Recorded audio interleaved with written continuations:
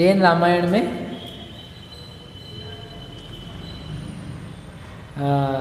Love और कुश, लवणांकुश मदनांकुश, ये जो दो पुत्र हैं वे गर्भ में आ चुके हैं और सीता जी को दोहला या इच्छा हुई थी जिन्हें भगवान के दर्शन पूजन आदि की, तीर्थ यात्रा की, तीर्थ क्षेत्र के वंदन के लिए रामचंद्र जी ने आज्ञा दी थी कि सब लोग जाएं, मंदिरों की सजावट करें, तोरण, ध्वजा, पताका, घंटे, चित्रपट, नाना प्रकार की मालाएं, झूमर, ये सब की सब चीज़ों से जिनेन्द्र भगवान के जिनालयों को अलंकृत किया जाए। ऐसा हो जिनालय देखते से ही उसमें प्रवेश करने का मन हो, ऐसी आवाज़ें आए कि जिसको सुन करके व्यक्ति ठहर जाए।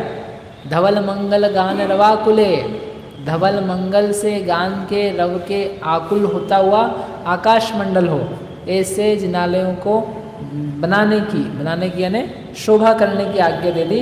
और जब दे दी तो सब सेवक जाकर के तत्काल लग गए और उनके पहुंचने के पहले सारे कार्यक्रम चालू हो गए। विधान, अनुष्ठान, पूजा पाठ, दान आदि क्रियाएं उत्तम रीति से हो गई।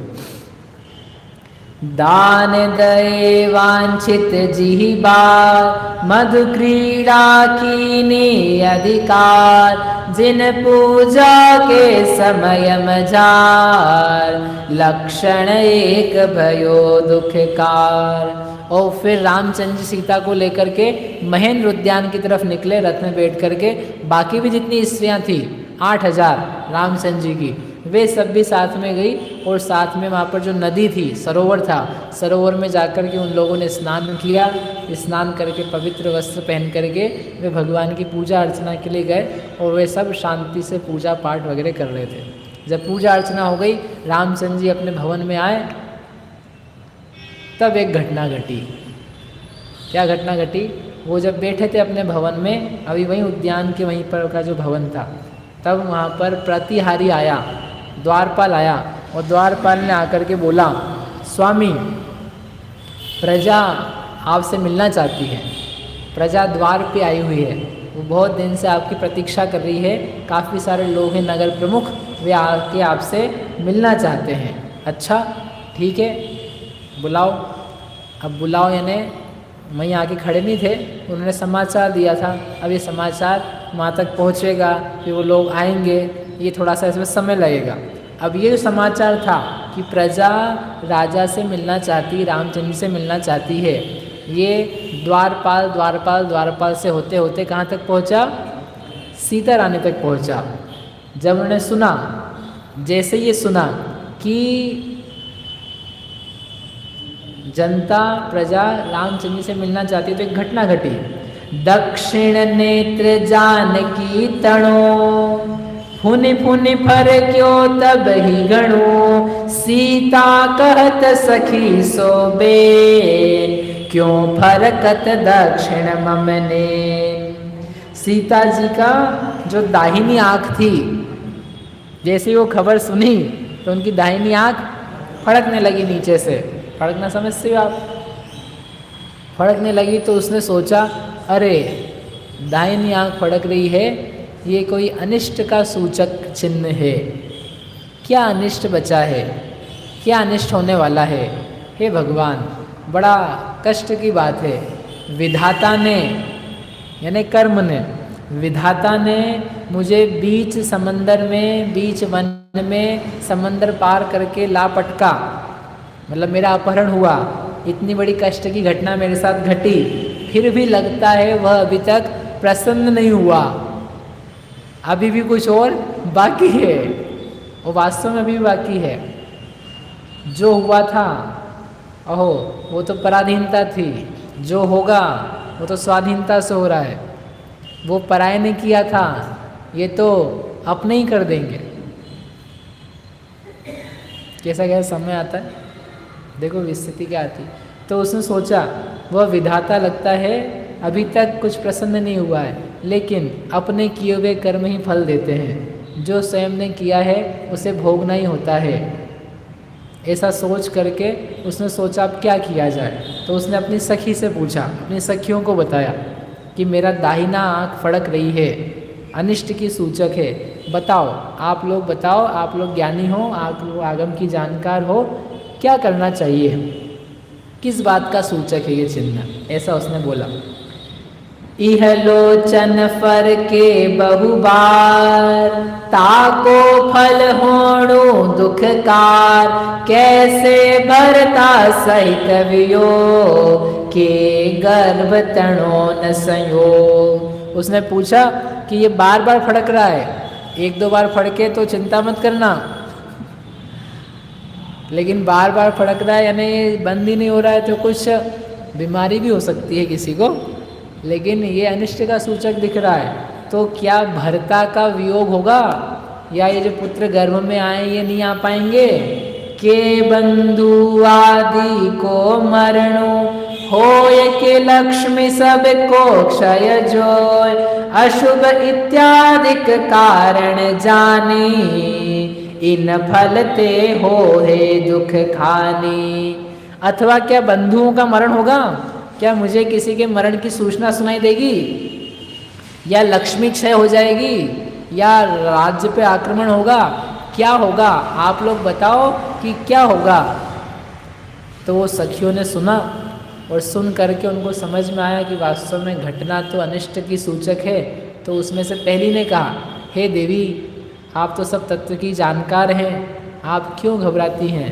जो जो प्राणी ने पूर्व कर्म किए हैं वे ही उनके उदय में आते हैं। उसके अलावा जगत का कोई भी व्यक्ति इष्ट अनिष्ट करने में समर्थ नहीं है। एक दासी ने, एक सखी ने ये तत्व सुनाया। अरे दासी सुना सकती है, अपन घर वाले बुद्धिमान होकर एक दूसरे को नहीं सुना पाते हैं। कभी बोलते हो एक दूसरे को ऐसा? घर में पति पत्नी, माता पिता, भाई बंधु, पुत्र, बेटा, जो जो कर्म किए शुभ पूर्व उदय उन्हीं का आता है। जो पूर्वोपार्जित कर्म है उसी के उदय हैं। थोड़ा संतोष भी रखो, थोड़ा धैर्य भी रखो, थोड़ी आकुलता को कम करके विचार करो कि सम्यक उपाय क्या हो सकता है। ये नहीं कि थोड़ा सा बुखार लगा नहीं और तुमने दवा कौन कौन सी भी खा ली, कुछ बीमारी है नहीं और पहुंच गए वैक्सीन लगाने। भाई वैक्सीन लगाने से थोड़ा दूर रहना। अभी आ भी जाए ना महेश जी तो घुस मत जाना लाइन में मेरे को पहले ना बाद में, समझ में? बुद्धिमानी से थोड़ा काम लेना, नहीं तो बोले अपनी उम्र तो 60 है, सबसे पहले अपन ही जाके 60 की 61 भी नहीं हो पाएगी मालूम पड़ा थोड़ा इंतज़ार करना हो और नहीं लगाओ तो ज़्यादा बेहतर है।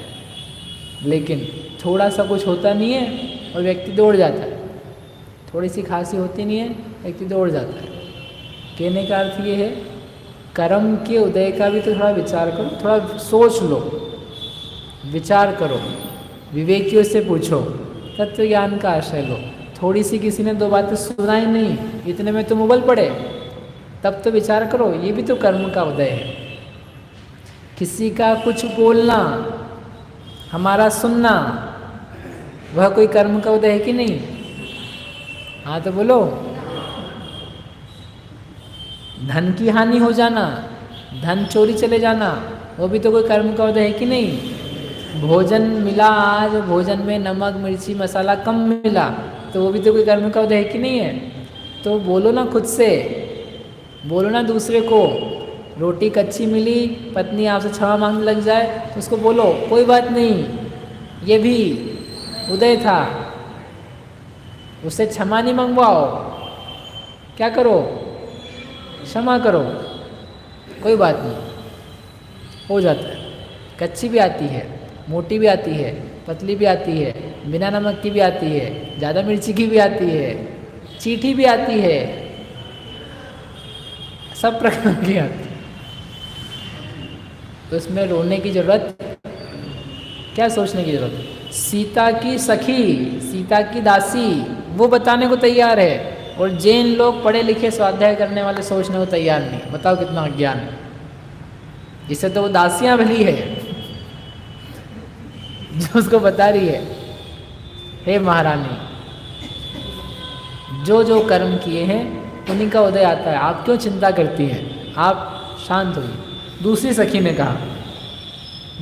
ने कहा, अरे आप महाराजा की प्रिय हैं, पट्ट रानियों की भी पट्ट रानी हैं, ऐसा कौन कारण आ सकता है जो आपको कोई दुखी करे? अरे आपके दुख के कुछ भी कारण आएंगे तत्काल निवारित कर दिए जाएंगे। फिर आप तो अभी गर्भिणी हैं, गर्भवती हैं, आपके लिए तो सारा का सारा कार्यक्रम सजाया जा रहा है, आपके कहने भर से सब कार्य तत्काल हो रहे हैं, इसलिए आपको तो कोई विपत्ति आएगी नहीं, इसलिए आप प्रसन्न होइए। उसने लौकिक बात कही। तीसरी देवी ने कहा कि जो कोई भी अनिष्ट हो, कोई पाप कर्म का उदय भी हो, वो सारा का सारा जिनेंद्र भगवान की आराधना से नष्ट होता है। उसने व्यवहार भक्ति की बात करी। 3 लोगों ने उत्तर दिए और तीनों ने अलग अलग उत्तर दिए, लेकिन सबने उनके प्रियता का उत्तर दिया कि जो सुन करके व्यक्ति को शांति मिले। ये नहीं कहा हाँ आपको अब गुस्सा आएगा, बेकार ऐसा बुरा काम किया होगा तो आपको तो डूबना ही पड़ेगा। अरे रोते को रुलाओ नहीं, उठाओ, प्रसन्न करो, खुश करो तत्व ज्ञान से, बहकाओ नहीं, बहलाओ नहीं। तो उसने कहा तीसरी ने कि जो कोई कर्म हो, पाप कर्म भी हो, विघ्नोगा प्रलयम्यांति शाकिनी भूतपन्नगा विषम निर्विष्टाम याति स्तूयमाने जिनेश्वरे।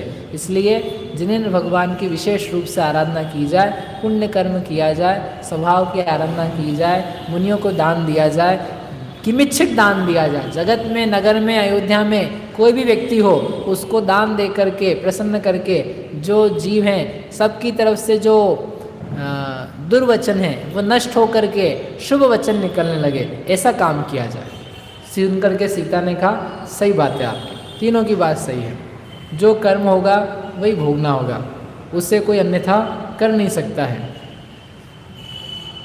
और जो पाप कर्म है उसका निवारण इन बाह्य कारणों से हो सकता है, इसलिए परिणामों को विशुद्ध करके दान देना चाहिए, किमिच्छित दान दिया जाए। इमि सुनि सीता करति विचार, दान देत वे कष्ट निवार। इह चितवन करि सीता जबे, बुलवायो सुभंडारी तबे। ऐसा सोच करके, विचार करके सीता माता ने विचार किया सही बात है, दान देने से सब कष्ट का निवारण होगा। तो उन्होंने भंडारी को बुलाया, कोषाध्यक्ष, अयोध्या नगरी का कोषाध्यक्ष बुलवाओ, बुलाया। बुला करके भंडारी को बोला, भंडारी को कहती भई, मम धन दान देहु अधिकई, मेरे देश विषय सब तणी, रक्षा करी जीवा की घनी। भंडारी को आदेश दिया, मेरे मन में ये इच्छा है कि पूरे देश में कोई भी दरिद्री ना रहे, कोई भी अल्प सुखी ना रहे, सबके घर में संपत्ति बहुत अच्छे प्रकार से हो, कोई निर्धन ना होवे, सबको संपत्ति की, वैभव की, ऐश्वर्य की प्राप्ति हो। इसलिए जिसको जो चाहिए है वो आप दो, किमिच्छित दान, किमिच्छित दान दिया जाए। किमिच्छित दान समझते आप? किमिच्छित दान यानी जो मांगो वो मिल जाए, आप भी दे सकते हो। किमिच्छित दान कैसे?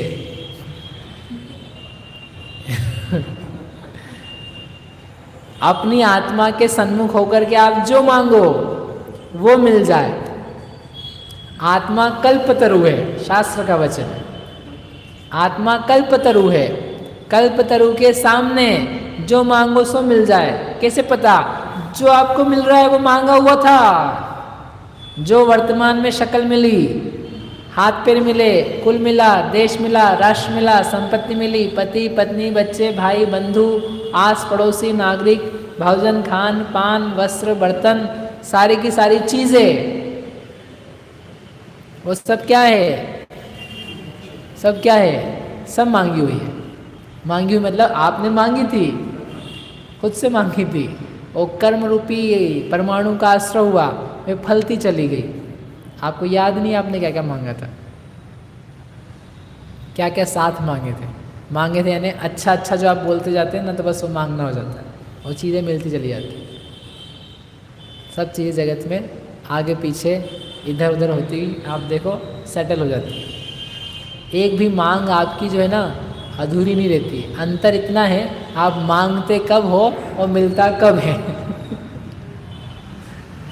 और क्या आपने मांगने के तरीके भी आपके अधूरे हैं, तो वो अधूरे पने के कारण से कहीं की कहीं चीज़ें मिलती है। फिर आपने मांगा गोरा गोरा गोरा गोरा गोरा सफ़ेद, बोले अच्छा सफ़ेद पसंद है, तथास्तु सफ़ेद दिया। क्या सफ़ेद दिया? बाल सफ़ेद कर दिए बचपन से ही, खूब सफ़ेद मांगा था, ले सफ़ेद। नहीं काला काला काला काला काला काला देंगे, पूरा ऊपर से नीचे काला। नहीं नहीं नहीं नहीं नहीं नहीं, सुगंधित सुगंधित सुगंधित सुगंधित सुगंधित, जाओ फूल सुगंधित। नहीं नहीं नहीं, फूल नहीं, मनुष्य मनुष्य मनुष्य, जाओ बनो अनेक प्रकार के मनुष्य। जो मांगोगे, जहाँ आप खड़े हो, जो प्राप्त है वो सब आपकी भावनाओं का कमाल है। वो सब आपने ही अपने आप से बना बना करके बना लिया। कौन बनाएगा आपको? दूसरा दूसरा आपके परिणामों का, आपके भावों को, इन स्थिति को कौन बनाएगा? ये तो बाहरी कल्पतरु। और सुनो, तुम्हें सुख चाहिए, मांगो अपने आप से। तुम बाहर मांगते हो, तुम दान देने वाले बनना चाहते हो कि दान लेने वाले बनना चाहते हो? हैं? देने वाले, देने वाले। तो देने वाले बनना चाहते हो तो आप अपने आप को देख करके दो, अपने आप को, स्वयं को दो, स्वयं की पर्यायों को दो, तो वो होगा किमिच्छिक दान। क्या इच्छा है? सुख की इच्छा। सुख की इच्छा है तो मांगो अपने आप से और दो अपने आप से। कैसे दें? अपनी आत्मा में लीन होकर। ऐसा किमिच्छिक दान देने की उसने क्या करी? घोषणा करी। और भंडारी ने गया, भंडारी ने राजा से भी नहीं पूछा, इतनी आज्ञा थी राम सीता की। बोले महारानी को पहले राजा से पूछना पड़ेगा और लक्ष्मण जी से पूछना पड़ेगा और फिर सब मीटिंग बैठेगी और फिर बजट कमेटी होगी। कुछ नहीं, भंडारी गया और मुनादी कर दी नगर में जाकर के, जिस जिसको जो जो वस्तु चाहिए है वो नगर के आंगन में, राजमहल के आंगन में आकर के ले जाए। एक भी वस्तु के लिए मना नहीं किया जाएगा। सोना चांदी, घोड़ा भैंस, गाय बैल बकरी बर्तन, जो चाहिए है सब ले जाओ। खजाने खाली नहीं हो जाएंगे? पुण्यवानों क्या खजाने खाली नहीं होते, भरते रहते। और कंजूसों क्या, निर्धनों क्या, धनवान निर्धन क्या? धनवान है लेकिन भाव का निर्धन है, उस क्या जितना भरो उतना खाली रहता है, कहीं भरते ही नहीं है। और किमिच्छिक देते हैं तो भी भरता, खाली नहीं होता, भर ही रहता। और उसने आज्ञा करी, सीता ने कहा जितने जिन मंदिर हैं सब जगह लोग पूजा करें, अर्चना करें, उनमें जा जा कर के विधान करें, इस प्रकार की घोषणा करवा दी। मेरे देश में किसी भी प्राणी को, एकेंद्रीय प्राणी को भी कष्ट ना होवे, इस प्रकार की व्यवस्था की जाए। अर्जुन गेह करावो सार, जिन अभिषेक करो सुख का, नृत्यशाल जिन मंदिर माही, करवावो प्रभु के गुण गाही। और जिनेंद्र मंदिर में अभिषेक कराया जाए निरंतर, लगातार अनेकों लोगों के द्वारा। नृत्यशालाएं, नाटकशालाएं, भगवान का गुणगान किया जाए, भगवान के स्वरूप को बताने वाले, तत्व को दिखाने वाले नृत्य नाटक गीत संगीत प्रस्तुत किए जाएं। प्रभु के गुण गाओ, प्रभु के भक्ति आयोजन किए जाएं। इत्यादिक कोठारी सुनी, सब करता अति शोभा बनी, सीता जो बहु पुण्य उपाय, सखी सहित निज मंदिर आए। इत्यादि बातें कोठारी ने सुनकर के सारा काम जैसा सीता जी ने कहा था वो सारा का सारा उसने व्यवस्था करने लगी। और वो सीता अतिशय पुण्य को उपजाती हुई अपने जिनालय से अपने घर की तरफ लौट चली। अभी जब घर लौट रही है, इसने तो सारा अपना मन का कार्य प्रयास जो था पाप कर्म को शांत करने का, वो सारे कार्यक्रम चालू कर दिए। और उधर से अब वो प्रजा चली आ रही है, किससे मिलने के लिए? रामचंद्र जी से मिलने के लिए, रघुपति से मिलने के लिए आ रही है। आ करके क्या कहने वाली है, क्या घटना घटने वाली है, उसके बारे में कल देखेंगे, परसों देखेंगे, कल अष्टमी है।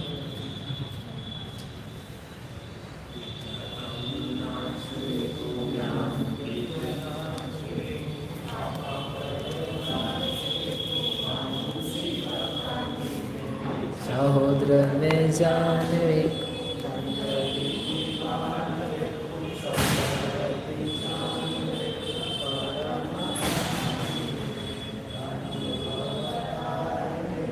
जीवन के जताए वे को न सताए वे